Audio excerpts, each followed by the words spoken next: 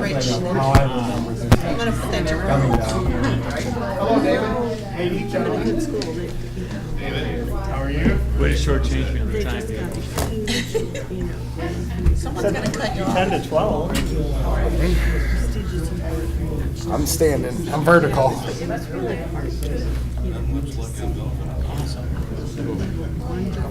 Hello. No, not over the weekend. And then still the rain today. But they did. We'll see. Be nice. Green. Be nice. Really good. Sir, how are you? Very good. It goes. Pulls up. Oh, I don't know where the time goes. yeah.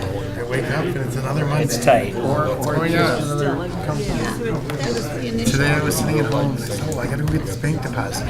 I don't know why. So I gotta get it in on AM so I don't have to get hit with the weekend. She's like, it's Monday, right? It's Monday already? It's nice, though. It's nice to get I there. don't. All the days run together. It's like work 7 days. Hey, Tony. Good, how about you? Good. All them in favor. Killed my phone last night. He does a light mulch guy. Went to the bathroom right before bedtime. Put it up on the counter. It fell. It tumbled. Hit the I will bowl. double check. Hit the bowl. And right in the middle. Tomorrow morning. Well, there goes that one. I didn't even want to take it out. What are you gonna do? You just stare at it. Yeah, you don't want to reach in there. I just stared at it for a minute. Like, what am I gonna do now? So I got a new one? Uh-huh. Oh, a new toy. Oh,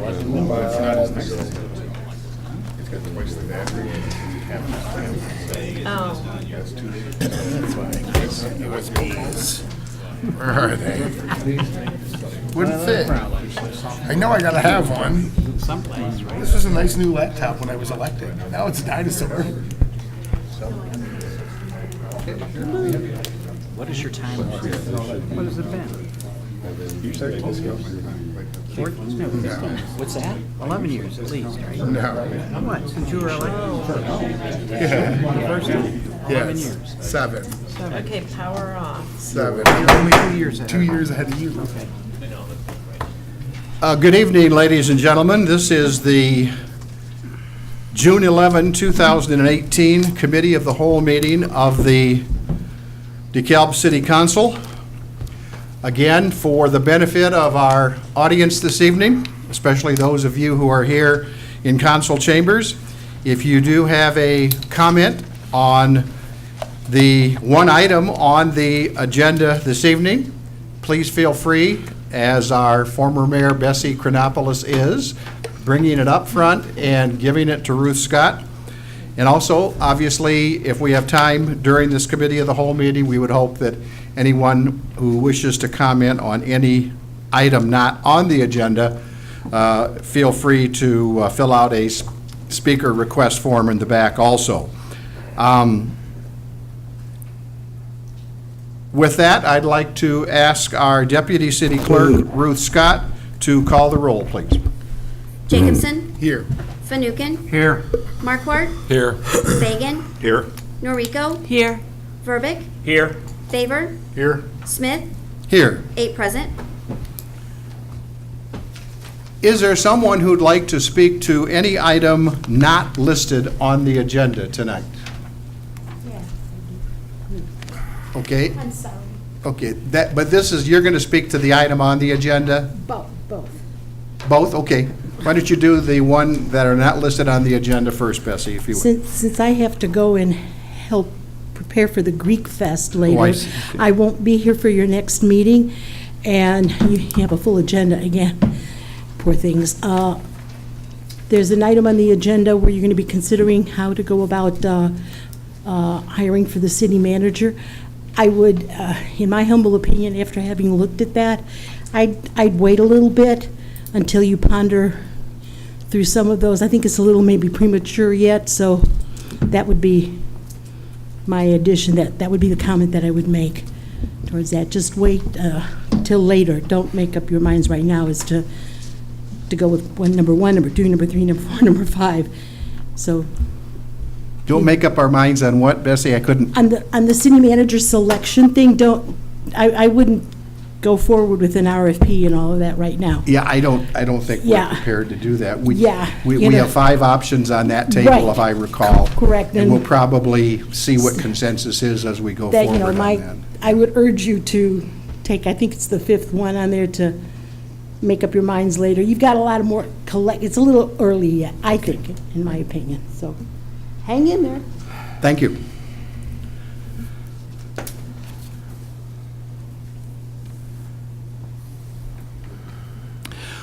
Any other public participation relating to any item not on the agenda? Okay, let's move right along with our one consideration this evening for the Committee of the Whole, and that is discussion regarding the further implementation of administrative hearings in the city of DeKalb. I've asked 2 folks who are very, very close to this scenario to make comments tonight. And I will say that we had another meeting, we had another topic scheduled for this Committee of the Whole meeting, but we felt so strongly a couple of weeks ago that we wanted to address the administrative hearing scenario in an entire Committee of the Whole, and that's what we're doing here tonight. Before I turn it over to our Police Chief, Gene Lowry, and our City Attorney, Dean Frieders, I think they've felt, after I told them that I was going to try to give a chronological view of a mayor's take on this scenario, so I'm going to go ahead and do that.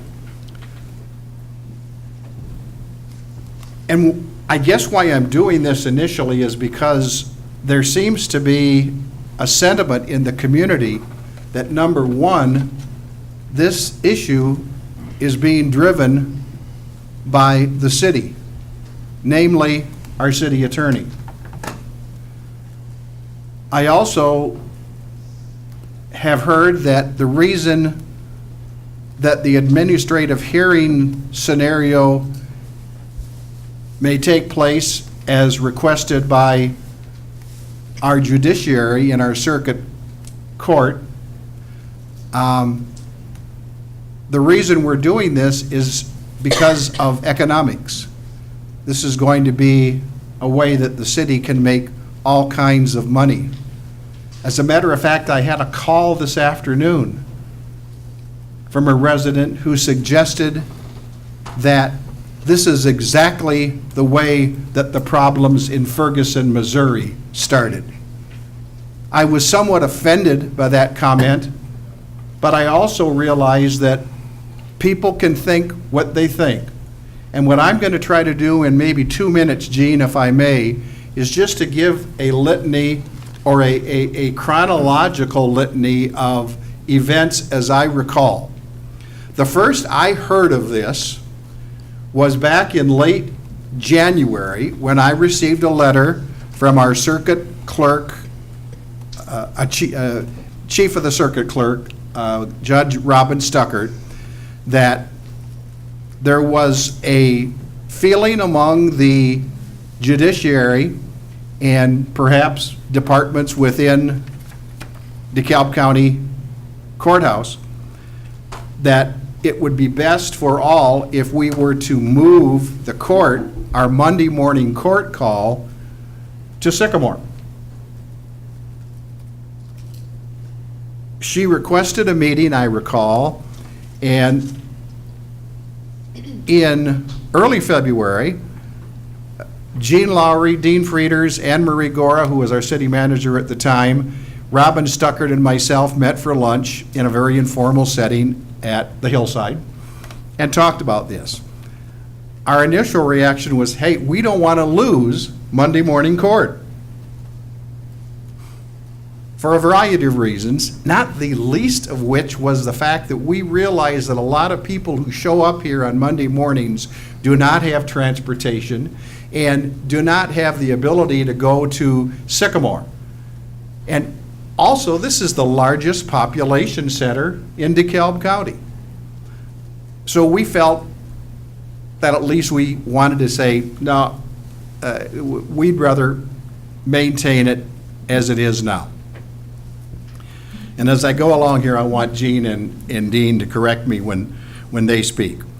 The second meeting, after we responded to Judge Stuckert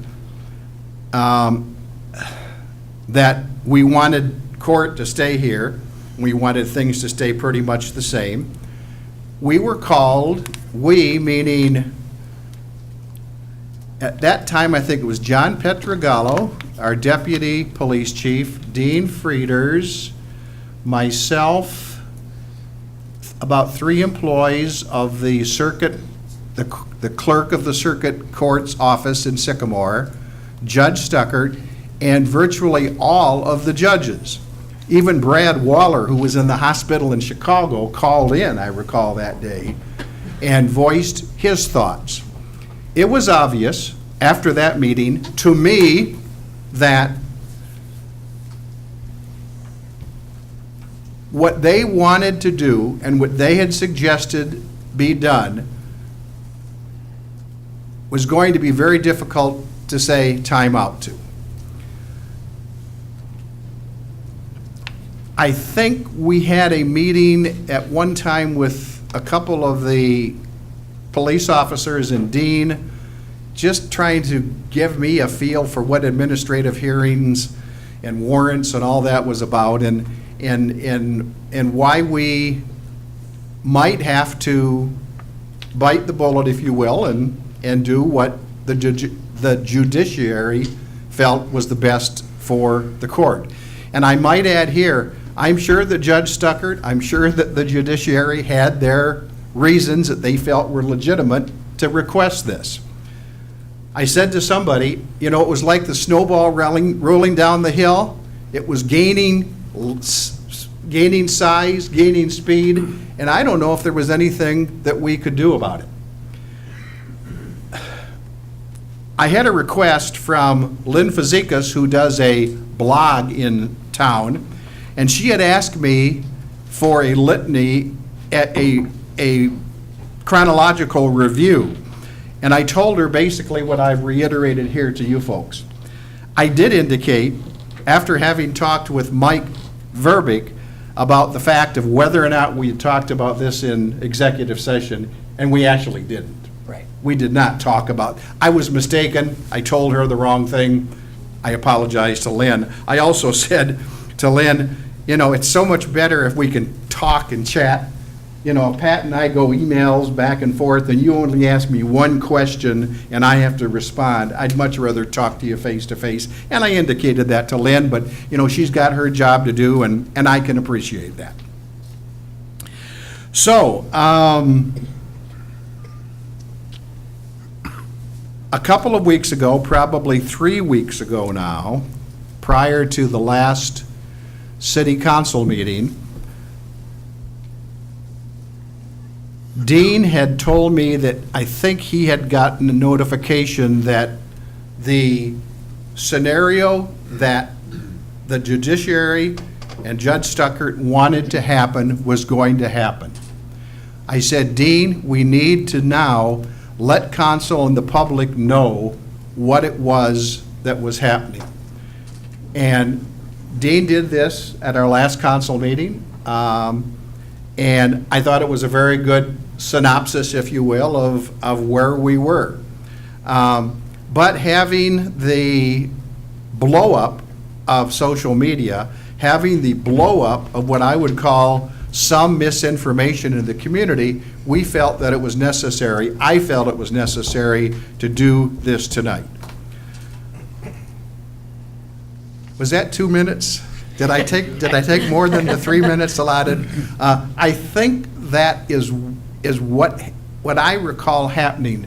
Dean or Gene, is there anything that I gave along that chronology that I was out of kilter on? No, Mayor, we share your thoughts on that. In the backup on page 3 of the agenda packet, we have a detailed chronology with all of the dates in it. And we certainly acknowledge as well there are many pressures on the judiciary, and they do currently have a judge that's absent that is adjusting their schedule. But we had started discussions back on February 2nd And we met again on February 23rd, and both of those focused around just the schedule of the circuit court. On May 14th, which was the date of the first city council meeting in May, we were advised verbally that the process was going entirely civil. That had not previously been discussed. It was not a component of either of the meetings that the judiciary had with yourself or staff. And 1 week later, we were advised that the schedule was going to change in July. So those were decisions that the judiciary had made, and we reacted to those as quickly as possible, getting information in front of council. I think there may have been some people that misheard comments at the last council meeting as well, because if you listen to the recording of that, it's very clear we said we were making staff recommendations, and if the council was to support them, there would be action items that would come forward. We had initially planned on bringing a discussion item to the city council meeting tonight under newer unfinished business to continue that discussion in anticipation of getting feedback from the council, but at your suggestion, this was moved to the committee of the whole to provide a greater opportunity to discuss this topic. It is, as you noted, a change that is essentially being directed by the actions that the judiciary is taking. We do have some options that we're happy to outline for you. We are the last community in DeKalb County that is currently undertaking an ordinance violation called through the circuit court, with Sandwich and Sycamore having abandoned theirs in the past year and gone to administrative hearings. But I would defer to Chief Lowry on some of his comments, and I'm happy to pick up any questions there may be. Thank you. And I have a few questions of you, because I want to publicly ask you questions that I'm hearing. Okay? Me too. Gene? Thank you, council, staff, community. I sat down and when I thought about the best way to present this, I want to present this not by PowerPoint, because as you know, sometimes I make mistakes with my PowerPoints. But I want to talk to you from the heart. So I think I better look back to what my old English composition teacher taught me in high school, which is whenever you write something especially, tell folks what you're going to tell them, and tell them what you told them. So here, I do want to touch base, based on your timeline, Mayor. I think it's very accurate. This started back in January. It evolved over several months, and it wasn't until May that the focus of those discussions changed. And at the onset of those discussions, it focused again on what Dean Frieders and you have said. Number one, just in general, about the scheduling of court for the city. And number two, its location, because the court had discussed in total moving the process from the municipal building here in town out to Sycamore.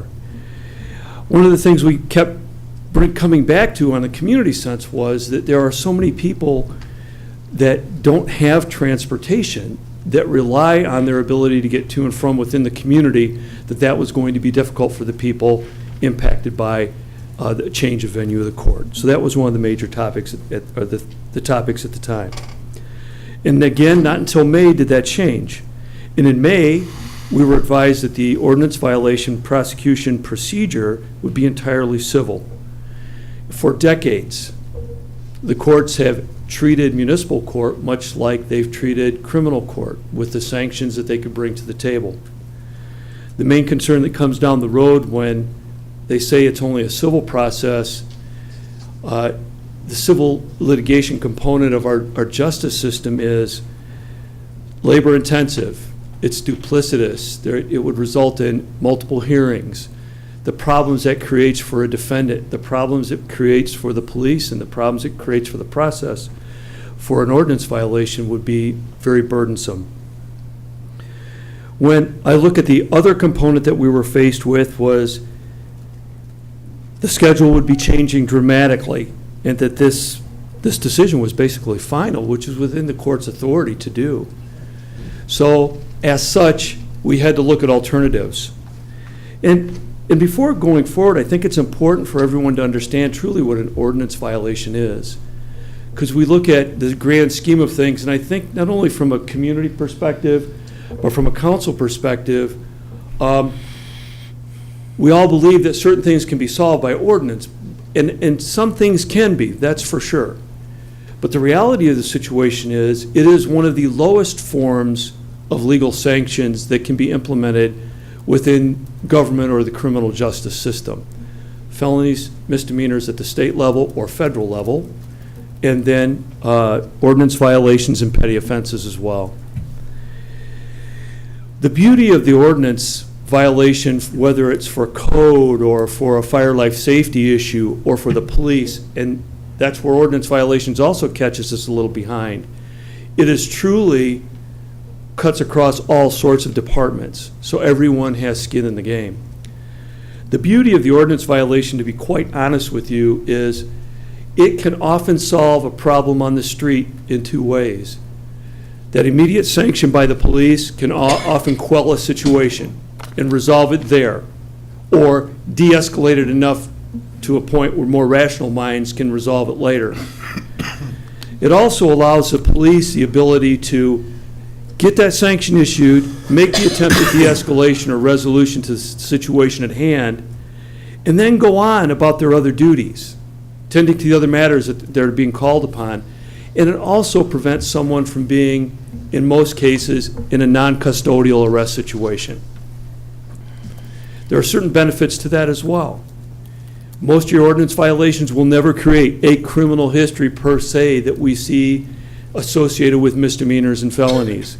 So when you're in a community that has a university, and you have a lot of young folks here, regardless of whether they're students or not, but we all know as kids we make mistakes. I certainly made my fair share.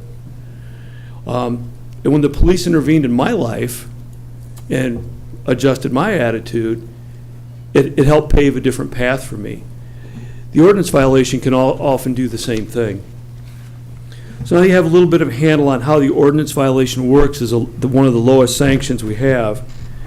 I think it's important for us to see what we did in regard to this circuit court ordinance violation process, which we have had for years, compared to where it would go as an administrative hearing process, and the in-between. What do we gain or what do we lose? So knowing that the court was going to put us into a position where civil remedies were going to be the only recourse we had, within the police department, we immediately directed our officers to no longer write moving violations in regard to city ordinances. That took a large amount of the city ordinances we already write out of that realm. We didn't want to create a big backlog during this process, depending on whether or not we transfer into an administrative court process. And we felt that moving traffic violations from a safety perspective for the city could not be treated in a civil manner. It would have to be treated by the courts with all the available sanctions that they had, that they would have. Along with that came a couple other considerations. When we looked at the judiciary's removal of any traditional enforcement measures for municipal court, we looked at how do we address accountability and behavior on the street. So we knew that we still wanted an ordinance process that wouldn't take that tool away from the officer on the street. So to frame it in the right, I guess a picture's worth 1,000 words kind of perspective, if you know we have limited resources and you know our calls for service and our activity level continues to go up, we have X amount of time with X amount of people, police officers being able to do their job. If they can solve that problem on the street with an ordinance violation, mail in, and move on to the next situation that they have to deal with, and still solve that first problem, it's a win. So we wanted to keep the ordinance violation process in place. As Attorney Frieders mentioned, we also knew that other municipalities had already made this change. To be more exemplary in regard to this process, in Cook County, they're working on a county-wide administrative hearing process now. They're beginning to separate that at a different level. I know we're not Cook County, but they're doing that in suburban counties all the way out now to us. In some locations, they're actually creating a unified administrative court process. So that's certainly not out of the realm of consideration here, but it's pretty clear that even though the judiciary wants to change its role in the prosecution of ordinance violations, it's still an effective tool that police agencies want to keep, and everyone around us is looking for ways to address that. I think the only difference here is this just came so quickly. We didn't have much of a choice, and we had short order to deal with it. And I think that's why maybe some misinformation or the perception was the way it was. I think it's been very transparent on our end. We've brought it to the table. We brought it to your attention, Mayor, when the initial discussions came about. And then when those discussions shifted gears, we knew that we had to bring it to the council. And we know on the police side and city staff across this gamut, dealing with this situation, none of this changes without your approval. That's goes without saying. So when we look at what would be the negative impacts, we've kind of already talked to you. If we lose the ordinance violation component, it's a precious tool for the officer on the street. When I look for the positive impact of what we could do if we transition to an administrative court process, I can look at it from the perspective of the defendant. One thing is their fines or fees will significantly decrease, or will decrease where it's from the city side, it's basically going to be a cost-neutral process. But for that individual, all the fees associated with the clerk of the court will go away. The availability of court location, if we go to an administrative court process, keeping it here and being able to do it every week is not only good for us, it's good for the people. To have that ability to reach out and be into the court when they've got their problems they have to address with the court, or in this situation, the hearing officer.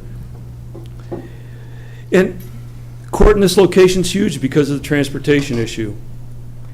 There are times we have over 400 people at a court call. And I couldn't give you the exact percentage, but anecdotally, we can say that our parking lot's not ever totally filled when we have that many people here. So my deductive reasoning would say to me that most of those folks are getting here without their own method of transportation. When I look at maybe the best thing is we can use this sanction without, again, making a custodial arrest. That being putting handcuffs on somebody, dragging them to the city jail, and booking them. That, to me, on minor offenses, if we end up going with a state charge, we're going to be put in situations where we have to do that far more often. That's not a good outcome, because some people just don't deserve that. From the due process perspective, the due process perspective may even be better than what it is with the court, because ultimately, if someone doesn't agree with a hearing officer, they have the right to appeal it to the circuit court. So there is oversight if needed. Certainly from the fiscal component on the city's end, it would probably reduce the amount of overtime with the admin hearing process that we have with our police officers being called as witnesses. I think one of the big fears, or one of the misconceptions we have, is that, again, this is a police problem. It is a police problem from the items I've mentioned to you, but it's also a code problem, a crime-free housing problem, a fire life safety problem. So any and all violations that come through, and when you look at them in perspective of, say, for example, we know there's a burning story in our media in regard to the fires that have occurred at 808 Ridge. We also know, has been accounted for in our local media, that in regard to that property owner, we have literally hundreds of violations pending. What would happen if we lose the ability to process those? It not only impacts the police, it impacts every aspect of fire life safety, code, and fire and crime-free that I mentioned, but it has an impact on the safety of the community as well. So what's more important in the big scheme of things? Is a citation for cannabis or cannabis paraphernalia on a city ordinance violation more important than having a fire alarm installed? Well, I'd say the fire alarm is pretty gosh darn important. or a smoke alarm. But we need them both. So I also, when I look at the number of cases that we have annually in regard to ordinance violations, and this dives into your point, Mayor, about Ferguson. Our numbers have remained consistent in regard to ordinance violations for years.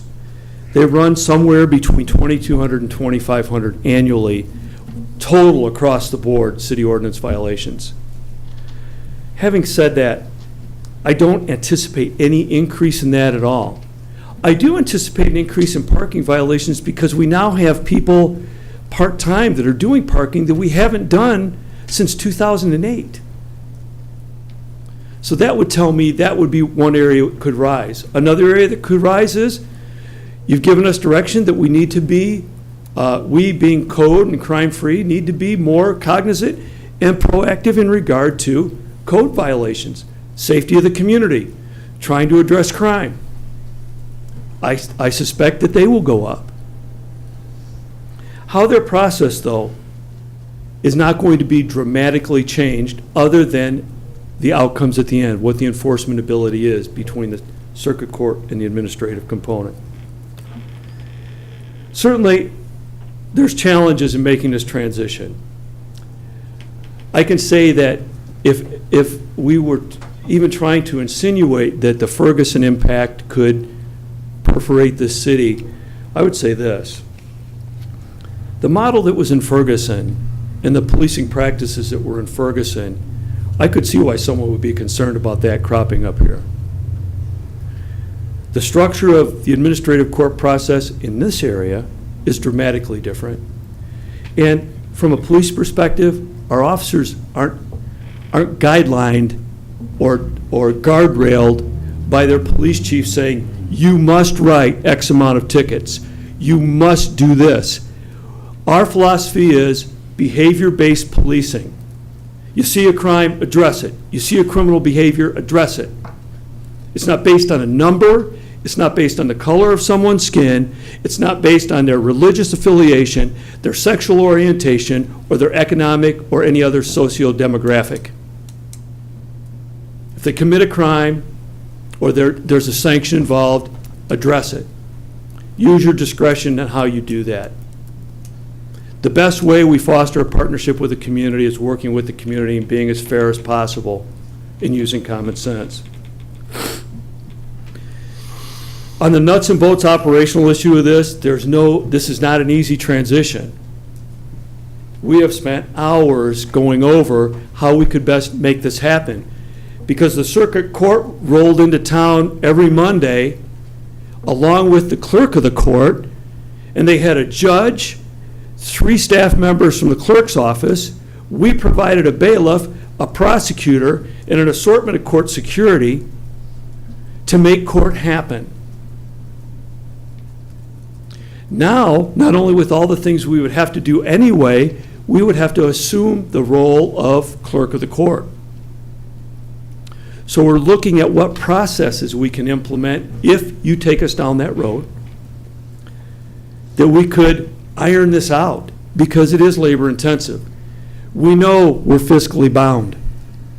So we know we have to work within our means, and we know we have to find the way to create the docket, to do the follow-ups, to send out the orders, and a host of pre-hearing and post-hearing activities that really hasn't been our bailiwick. So it's not a decision, I feel, that we can make the decision today and switch gears tomorrow. I just don't think we can do that. I think there is a period of a couple to 2 to 3 months before we can really feel comfortable where we're at with the process. And I believe we would have to come back and make it clear to the council what those challenges would be and what you feel about that. I guess that there are components to that that we can get into the weeds on as you choose. I have a couple closing remarks as needed, some of which may be addressed, but I would turn the floor over to you, Mayor. Thank you, Jim. Attorney Frieders. Thank you, Mayor. Your comments after you hear, but after you heard what I said and what Gene had to say. I think in large measure that covered many of the areas that I was going to address with the council. I know one of the concerns that have been raised was a concern about fines or costs and whether this would have an impact on them, and it would. For offenders that are proven to be liable of having committed an offense, the fines and costs that they pay would likely be decreased significantly. Currently, fine amounts are set by city council, and we follow those fine schedules in any of our city ordinances, but the cost amounts are set by the court system, and so we separately have to follow those as well. So as indicated in the backup, if the city council sets a fine at $200, the court costs associated with that are $191. So where the city council has said the fine should be $200, the offender who, again, has been proven liable of something ends up paying $391. And that fine schedule escalates based on the higher the base fine, the higher the overall court costs. Using the model that most communities have gone to and using what we currently do in the administrative hearings that we're currently conducting, the hearing costs are $50 flat across the board, which means that on a $200 offense, the offender would save $141 overall. As fine schedules escalate, they save more the greater the fine amount in question. I think it's important to note, as we indicated in the backup, that there are a significant number of communities across the state that have converted to administrative hearings, that it's a process that is regulated by the state, and there are minimum standards on the qualifications and abilities and impartiality of administrative hearing officers. And that, as the chief indicated, if someone goes through that process and feels that they are still aggrieved by some component of it, they have the ability to appeal any decision from an administrative hearing officer into the circuit court and have a circuit court judge review that, which actually gives an additional layer of due process protection that isn't present in the circuit court. We do currently utilize administrative hearings. We use them for administrative tows. We use them for parking violations. We use them for licensure violations. They get used for everything from a $50 parking ticket to the closure of the Travel Inn several years back. So they currently are utilized for a wide array of different levels of complexity and intensity of offenses. What we're recommending is taking that existing process that we have and utilizing that to address ordinance violations in the way that many of our peer communities already do, in the way that Sycamore already does, in the way that Sandwich already does. I would also echo what the chief said and indicate that there's a significant administrative burden that would come along with this. And we are not going to come back to council and suggest we need to add more staffing, but I don't believe it would be feasible to implement this without some form of software solution in place. And we are looking at every available form of software that's out there and trying to identify options that do not have an upfront cost that the council would have to approve of. Because we're at a time when many communities are doing this conversion, there are examples from other communities that have gone through the request for proposals process. Joliet just went through that. They just made their selection. And a number of other communities have as well, and we're looking in detail at the information that's been presented through those processes. I think we were all at the staff level, were a little surprised at the public feedback on this. We came to City Council at the last meeting to start a public discussion on this as soon as possible after the judges advised us of the change that they were making. This was a process that the mayor was involved in from the very first day of, and it really wasn't until the end of May, as Chief Lowry said, that the discussion with the judiciary took a completely different turn in terms of where the circuit court process was going to head. So we've tried to be very transparent and have the discussion be public. And that's what leads us to tonight. I'm happy to answer any questions you may have. Okay, I'm sure that there are some questions here from the council, and then we'll turn it over to anyone who would like to make a comment. Alderman Orico? I'm somewhat confused. If the court, Judge Stuckert has said July 11th, there has to be a change. But, we're talking about taking time to look at options and, look at software. How can we do that if we have this July 11th deadline? We're currently working through that process. And Okay. The timeline that we have and the condensed timeline is not of our choosing. In a perfect world, we would have been told back in January, this is going to come halfway through the year. And we're going to make this change, and this is what you should be prepared for. But that discussion was just about location. So candidly, I don't have a fantastic answer for you on that right now. If we get through all of our review and due diligence on the different software packages that are out there and the conversion process, and we could return to council at your next meeting and start having action items to consider, Oh my gosh. that would be a very aggressive timeline. Yeah. But Very aggressive. as we've sat and looked at this and looked at the level of complexity and involvement, we don't, as we stand here today, as we sit here today, we don't have a high degree of confidence that that's going to be possible. So as we indicated in the agenda material, one option would be making no changes to the circuit court process. One option would be converting to administrative hearings. And the third option would be continue with the circuit court process until we're able to effect a full conversion to administrative hearings. And that may be ultimately where, even if the council says we support administrative hearings, we want to go that way, we may end up having a transition period. We do know in mid-July we will be converting from Monday morning to Wednesday morning. So there's going to be some rescheduling. If everything went perfectly and we could reschedule once and convert to administrative hearings and pick up where we left off, that'd be fantastic. But I don't have a level of confidence as I sit here that I can tell you that's going to happen. So, in other words, July 11th is coming, and we'll have to make some change as of July 11th. But depending upon, the council's decision, there may be additional changes beyond that. That's correct. Okay. And then for administrative hearings, who serves as the administrative hearing officer? The city currently uses an administrative hearing officer for our administrative hearings. There are minimum standards that are specified by the state. You have to be a licensed attorney that's undergone specialized training as an administrative hearing officer, and you have to be impartial in your qualifications and abilities. So there are a set of standards on how they are trained and qualified and how that process works. So that would also potentially be an additional expense for the city. As indicated in the backup, our current cost for that is $375 per hearing. So our current annual cost is around $4,500, and sometimes it's greater if we have special settings.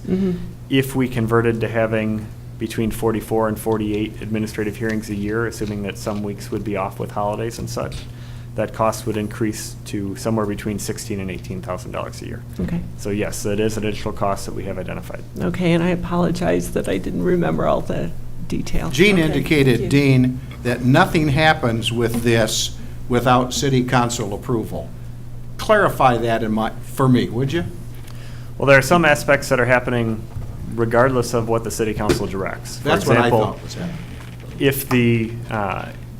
If an offender comes into court and is found guilty of an offense by the judge and ordered to pay a fine, and the offender refuses to pay the fine, says, "Judge, I'm not going to pay this," under the new rules from the judiciary, that offender gets sent to collections, and that's the end of the case. There is no further action taken. Or if an offender chooses not to come to court, there are no longer warrants being issued. The court will enter a judgment and send the judgment to collections. The city has the option of taking a judgment and going into small claims court and filing a new lawsuit against the offender and trying to pursue them through small claims.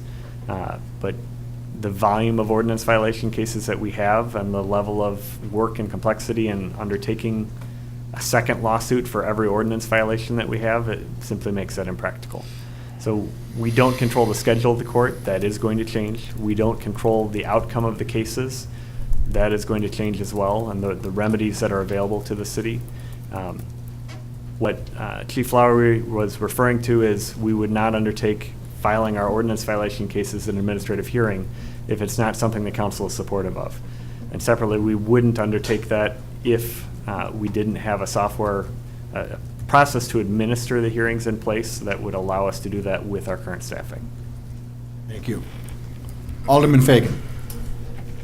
Could you explain the difference that what you just explained on what's going to happen if a person decides not to pay or doesn't show up for court?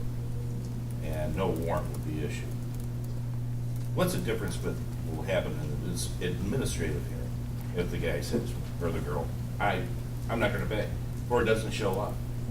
Will there be a warrant served out to that person? Or Yeah. will it go to collections? There would not be warrants through administrative hearings. So one of the reasons that the city has prosecuted cases through the circuit court historically and has dealt with some of the disadvantages of that is because on the back end of the case, if you have an offender who has been adjudged guilty of something and who doesn't comply with the court order, the court had sanctions available to compel them to comply. Those sanctions are going away. So if you get a judgment at an administrative hearing or if you get a judgment in the circuit court, the ability to enforce that is going to be very similar. From our perspective, you would have the ability to use collections. We would also have the ability to use iDrop as a tool, which we found to be very effective with some of our parking cases. This has been reported to council over the past several months. If you have a very serious case, you can go into the circuit court and enforce that judgment through the circuit court. But because the remedies and the outcomes are essentially going to be the same or very similar, and based on our past experience with collections in the circuit court, we think the city's collections activity could be more effective than circuit court collections. The reasons for continuing to live with some of the disadvantages in the circuit court and not have some of the streamlining and reduction in costs that we think would be available with administrative hearings, those reasons have gone away. So that's why we're recommending a change. Any other comments? We have a couple of folks, I know, Bessie, you want to speak to this, so please do. And I see the Haji Sheiks are here. Misty and Michael, do you want to speak to this particular item? Okay. We'll do it with Bessie, and try to keep it to 3 minutes if you can, because it's about 5:45 now. And we'll go with Bessie, and then Michael and Misty, who always has the last word, right, in your household. Okay, Bessie. Okay, I'm pleased that the council is discussing this item. You should be. Discussing all the details and how it's going to impact the city administratively, financially, how it's going to impact the customer service, all of those things that are very important. That's what it is that you are responsible for. We could sit here and argue about how this all came about and how I prefer to not call it like the social media kind of blitz. I prefer to call that the concern of citizens, because that's basically what it is sometimes. Those concerns can be a little contentious, but nevertheless, they are citizen concerns, and that is not negative. That is generally productive and a very positive thing, and I don't like to see that being placed in a negative light. Here's how I think that could, and I do want to urge you to continue talking about the specifics of this. Here's how I think you could have avoided some of the backlash, if that's what you want to call it. Back in February 2nd, and I read the backup and I read the letter that the mayor sent to Judge Stuckert. Back then, that letter should also have been CC'd to the members of the council and brought before the council at that time so that the council could have given direction as to how to proceed. Apparently, there has been some things that have been done, and in some ways, that's a good thing that staff took it upon themselves to look into certain items, but that was never directed from council. And I don't know how to break this to you, but until something is directed from you to proceed, it really shouldn't be done, because you need to have a handle on that. That letter should have, and your staff should have advised you, Mayor, to also send that to council and to bring that before council and say, here's what we have just heard. These are some preliminary things. Council, how do you want to talk about this? So that there is no time crunch that you're putting these people under. That is not serving the council and the mayor well. And that is a bone of contention. But please keep that in the back of your minds as you proceed to give direction to staff as to how you want to do things here in this city. And please do consider all of those factors, the financial impact, the customer service, the administrative burdens, et cetera, and so on. But council should have known way back in February. Thank you. Michael, you can come on up. While you're coming up, I will take full responsibility for not sharing that with City Council. No, I will take full responsibility, and let me tell you why. I try to get here each and every day. Sometimes I work the entire day. There are a myriad of things that I am not able to share with City Council. Hindsight tells me that maybe what we know today, I could have done that. But I wanted, in respect to the council, to make a good decision to move this forward to the point where we could have done what we did 2 weeks ago, and that is to give a full review to City Council. So, Bessie, your point is well taken. I will assume responsibility for that. Michael. Hi. I'm going to see if I keep from overdoing the microphone. I usually do. One of the problems I see is that staff had already probably discussed the options of doing some of this prior to all of this coming up. By reading the very carefully written description and stated comments by the city attorney from last meeting, very carefully crafted to say, we have, using the "we" very carefully, so my guess is some of this came up amongst the staff probably last year, because as soon as the court case, as soon as this, my guess, as soon as the, not court, but the legislature changed the rules, this has been discussed amongst the staff, because they seem to be quite ready and quite capable of starting to deal with it quite quickly, okay? So that doesn't mean that the city, you guys knew about it necessarily, that this was going on and being discussed. Judge Stuckert probably took it as an opportunity, my guess is, because budgets are always being pushed to limit, and as many of you might know by now, one of the judges just had a heart transplant. And that's one of the reasons why there's a shortage. I believe Judge Stuckert made the offer to do it on Tuesday for the short term while the judge was out. Now, that seems to me to be the cheapest, lowest cost way of doing things over a short term. Now, if it turns out that was a short term for a long term, that may have been a different issue. But they had offered, from listening to Mr. Frieders and listening to Mr. Mayor here, that they had offered to come out on Tuesdays. Now, the question is, for the police department, is officers on Tuesdays. Now, the last thing I want to, that's an issue, and I understand, but for the short term, in my world, that would have been something I dealt with. I mean, I've been in decision-making jobs, okay? Now, long term, I could see that being a problem. Now, secondly, the comment about, could this end up being like our neighbors in Missouri?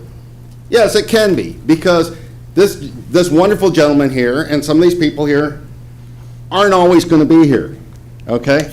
You guys aren't always going to be a city council. Who's to say 10 years from now some city council is running short of cash? Well, let's raise the parking a little bit more because we can get a little bit more dollars coming in and we can cover some of the shortfall. I know we're already short of cash, but you know, it can get worse. It always can. So the people who can't handle that type of expense are almost always poor. These people you have, the 400, I can afford a lawyer. I can afford to pay a fine. Okay, I've paid a few parking fines out in front of my house over the years. Okay, but the people that we are going to be dealing with in these meetings are the poorest of the poor, the working people, African Americans, Hispanics, people of color, and they're going to have issues. And it's almost always the easiest thing to do is to, well, you know, I need a little bit more money for something. So don't ever forget that whatever you guys do, make sure, and you can't burden the future council, but make sure there's something to prevent an uncontrolled growth in this mess. Thank you. Misty?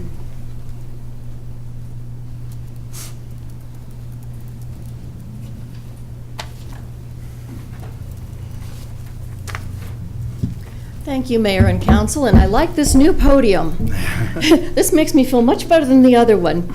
I'm speaking to you today as a citizen. I am on the county board, and I will speak about the county board, but I do not speak for the county board. I want to make that very clear because we're kind of in between some areas here.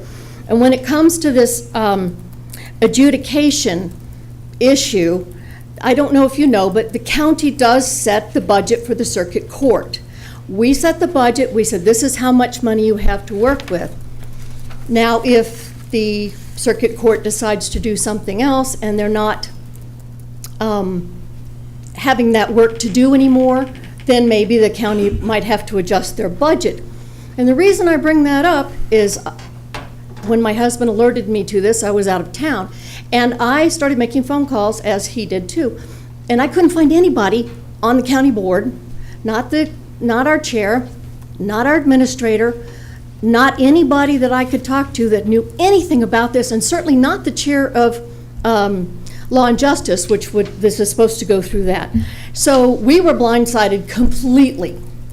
That is not the way government should work together. And I'm not pointing fingers, I'm just saying this is the way it is right now. Also, county board is on recess in July. And I just heard that there was a July 11th, hurry up and get this done sort of thing. But that's not fair to county either, because we're on recess for the month of July. We've been on recess every July for, as long as I've been on there.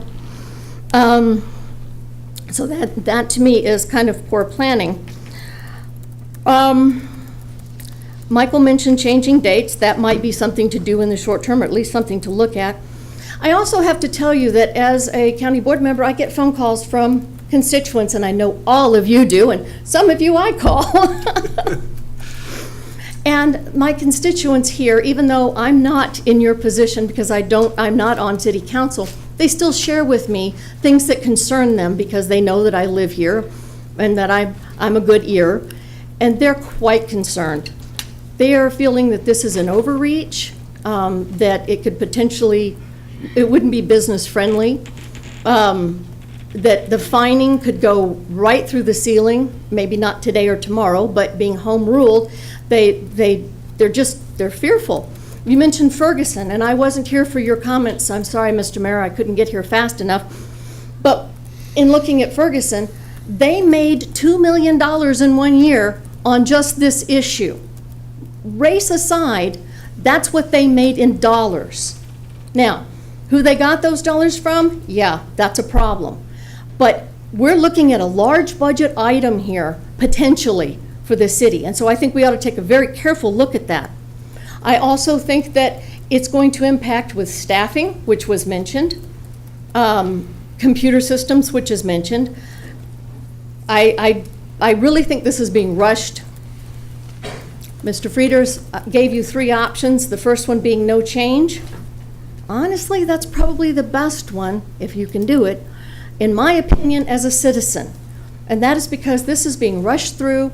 It is not being well thought out. Certainly, we're not incorporating the county on this. This is a much bigger issue than just who meets here on what day of the week. I appreciate the few numbers that Mr. Frieders gave a minute ago. I would like to see more numbers. Let's see.